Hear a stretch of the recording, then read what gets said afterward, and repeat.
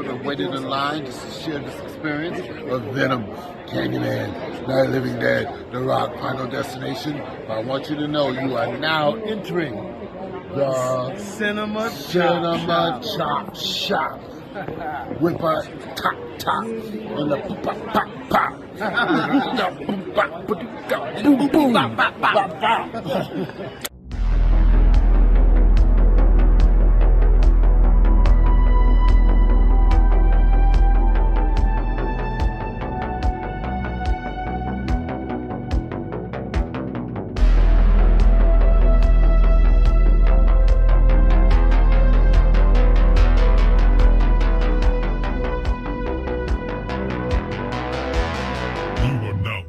The Cinema Chop Shop. What's going on, everybody? It's David from the 80s, and you are now entering the Cinema Chop Shop, so park your ass right there. And while you're there, don't forget to hit the like, the share, and the subscribe button. And today, I'm here today to review Terrifier 3. Yes, this is one of my most anticipated movies of this year in the horror genre, and there's a good reason why. Gore, gore, gore, and more gore. You heard it, folks. Anyway, so this movie is starring David Howard Thornton, Lauren Rivera, and this is Damien Leone's dream child for part 3. This movie follows Sienna as she's come home after a 5-year time gap, and she is trying to kind of, I guess, restructure herself after the events that transpired in the second movie. And we know that she's going into a mental institute, and that, you know, she's just trying to, she's living with a extended family, and she's just trying to get her life back in track. But at the same time, she just keeps having those flashbacks of, you know, seeing Art the Clown. Art the Clown doing his thing, bloodbath massacre all over the place. But at the same time, he's out to get Sienna. Why? They still don't tell you. But anyway, let's go ahead and get into the nitty gritty. How do I feel about this movie? Now, essentially, after leaving this movie, I feel like I kind of liked it a little bit more than the second one. The reason for it being is that I just felt like the storytelling was a little bit more fluid than the second one. I don't know. It just could be me. Or it could just be the fact that Damien Leone knows when the audience is getting ready to check out, so he gives you a dope-ass kill right in between, just to kind of bring you back in and keep you interested. I will say that Lauren Rivera, amazing. I think that Lauren Rivera's acting skills comes through in this movie. It shows that she's actually a really good actress. She's not just a scream queen. She's not somebody that you're just going to see on horror movies. Like, she can actually pick up extra roles. Doing a little bit more. She has more range than, you know, just a simple scream queen. David Howard Thornton, every scene that this man is in as Art the Clown is iconic. This man is the personification of evil, and I love it. The gore and the kills in this movie are over the freaking top. I mean, Damien Leone and his team went overboard with this shit. And I know Tom Savini came on board. I know he has a cameo in this movie for sure. And then on top of that, I think he might have helped out with some practical effects stuff. But if he did, there's a reason, because there's almost every kill in this movie is crazy, and it's super freaking original. It feels a little over the top at times, but hell, I love it. You know, this is what we all came to see. We already know what we're getting into when we hit Terrifier, anything. So you might as well just keep it going. But I will say this: the one flaw about this movie is it doesn't really feel like it adds anything to the story. It didn't give us anything that wasn't already kind of given to us in the second film. And then on top of that, you do have a couple of plot holes with the exclusion of a particular character. I mean, I understand that he included another character to kind of replace said character, but at the same time, when you really sit back and think about it,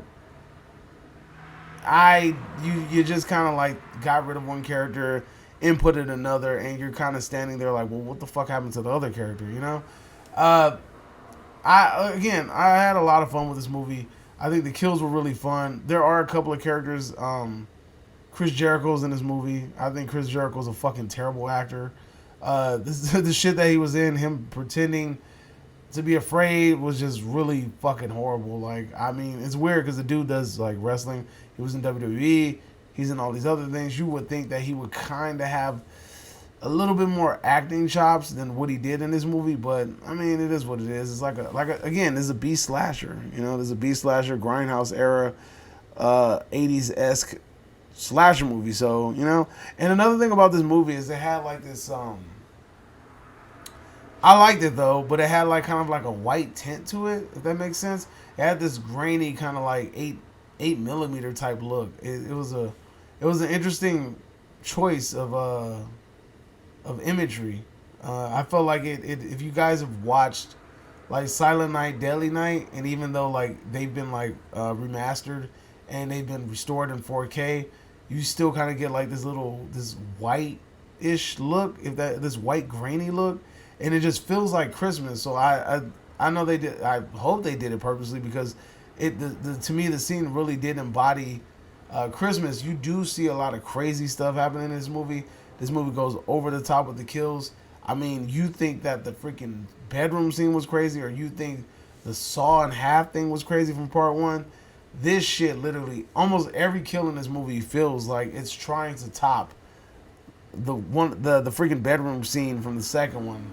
You know, and I mean, I gotta give it to Damien Leone, very original. Also, when you go see this movie, you're going to see a preview to Steamboat Willie, which is Screamboat, which is their Steamboat Willie horror movie slasher type deal.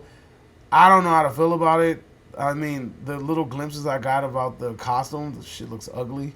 But I mean, I would probably have to see it in light, but the shit looks horrendous. Anyway, it's not about that. This is about Art the Clown. This next movie is going to be the last one. I really think that that's a smart idea because I think that we are running the course of this story. There's not much that you can do with it, especially because this movie didn't feel like it added anything that we didn't already know. You know, so I mean, we get to see Sienna develop as a character. We get to see her brother Jonathan develop as a character. We got the introduction of new characters, and we kind of get a plot point for the fourth movie, which is really cool. But at the same time, we don't learn anything new. And maybe that's something that's going to be introduced in the fourth movie, but I feel like, you know, we should have kind of got something new. On top of that, I know that this movie was cut down. I think it was supposed to be 2 hours and a half, and I think they cut it down to 2 hours and 5 minutes. So there's about, 25 minutes that are unanswered for. So, I mean, that might have added to something, or it just might have been fat. Who knows? But again, this movie has some over-the-top kills. Art the Clown does it again. Hands down. Amazing. I had a lot of fun watching this movie. It doesn't feel like 2 hours. And like I said, Damien Leone does a really good job at knowing when you're probably going to start getting bored. When you start getting bored with the characters and you're just like, boom, here comes Art the Clown. It was kind of like in Dark Knight, where you kind of get bored of Batman scenes, and then all of a sudden Joker comes and does some dope shit, and then it reels you back into the movie. This is similar to that. So I think that this is going to be a hit this weekend because my theater was packed. I mean, that shit was jam-packed. I feel like we had a full house in that movie, and I went to like a late 7:15 show, and it had a lot of people, and I know that the screenings for earlier sessions were also full because I was trying to get in earlier, but it wasn't allowing me to, so I had to pick a later date. But anyway, if I had to recommend this movie for you, I would definitely recommend you go watch this damn movie. I had a lot of fun with it. I think you should go check it out, especially if you're a horror fan, especially if you've seen the other Terrifier movies. If not, if you're just a fan of practical effects, I would also recommend going to watch this movie because the practical effects are A+, they're A1. You know what I mean? So, and then David Howard Thornton looks amazing. I will say that Victoria goes through kind of a, not a transformation, but I guess a transformation. I think they should have just kept that first look because that second look looks dumb as shit. It looked like a smashed up version of a Billy's mask. It looked really, really horrible, and I think that they just kind of I think they should have just kept it the way that it was. But that's just my opinion. Anyway, that's my thoughts. Let me know if you agree or disagree, whatever the case may be. Drop it in the comment section down below. You are now exiting the Cinema Chop Shop. Hope you guys are having a great day. And adios, homies. I want to play a game. Subscribe now. The choice is yours.